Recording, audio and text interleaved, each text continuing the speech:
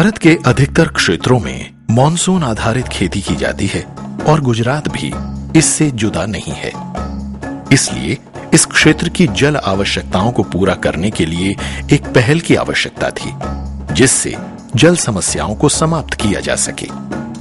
Watershed कार्यक्रम उस क्षेत्र के लिए एक वरदान है जिन क्षेत्रों में पानी की कमी होती है। Gujarat state watershed management agency ने 2008 की गाइडलाइन का अनुसरण करते हुए वाटरशेड परियोजना का शुभारंभ किया और integrated watershed management programme IWMP को वर्ष 2009 और 10 में आरंभ किया गया। कार्यक्रम को बहुत ही बारीकी के साथ डिजाइन किया गया है। इसमें राज्य स्तर, जिला स्तर, प्रोजेक्ट स्तर और ग्राम स्तर पर अलग अलग कमेटी कार्यरत हैं।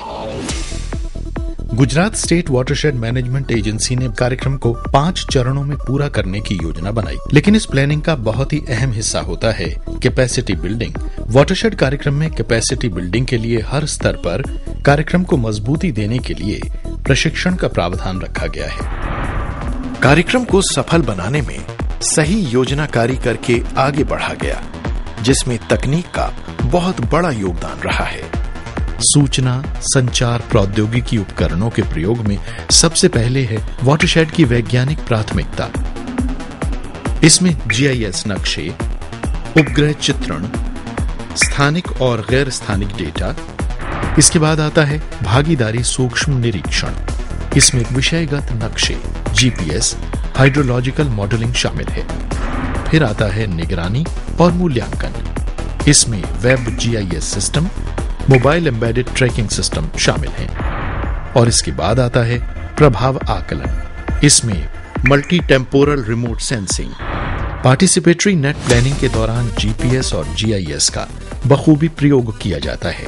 GPS का प्रयोग और ग्रामीणों के खेतों और क्षेत्र से जुड़ी सारी जानकारी इकट्ठा करने की प्रक्रिया को बायोफिजिकल सर्वे भी कहा जाता है। इन जानकारियों को GPS सैटेलाइट के माध्यम से सीधे मेन सर्वर को भेज देता है। लेकिन कार्यक्रम की सबसे बड़ी चुनौती थी लोगों तक पहुंचकर उन्हें कार्यक्रम से जोड़ना। उसके लिए वाटरशेड डेवलपमेंट टीम संबंधित क्षेत्र में जाकर लोगों को जानकारी देती है। इस टीम में 6 से 7 लोग होते हैं। रोजमर्रा की जरूरतों को जानकर उन्हें समाप्त करने का कार्य प्रारंभ किया गया। इन कार्यों को एंट्री पॉइंट कार्यों में गिना जाता है। एंट्री पॉइंट कार्यों का उद्देश्य था कि गांव में पहले से मौजूद छोटी छोटी जरूरतों को पूरा किया जाए। इसके साथ ही PRA गतिविधियां की गईं, जिसमें संसाधन मानचित्रण, सामाजिक मानचित्रण और 1 साल के पूरे मौसम के कैलेंडर को समझा गया, जिससे गांव की भौतिक और सामाजिक स्थिति को पूरी तरह से समझा जा सके। लेकिन समस्याओं और जरूरतों को जानने के लिए हाउस होल्डिंग सर्वे किया गया, जिसमें हर छोटी से छोटी जानकारी ग्रामीणों से पूछकर फॉर्म में दर्ज कर ली जाती है, जैसे व्यक्ति के पास कितनी जमीन है, परिवार में कितने लोग काम करते हैं आदि। वाटरशेड कार्यक्रम ने मिट्टी के कटाव और बहाव को तो रोका ही है, इससे प्राकृतिक वनस्पति को भी बढ़ावा मिला है।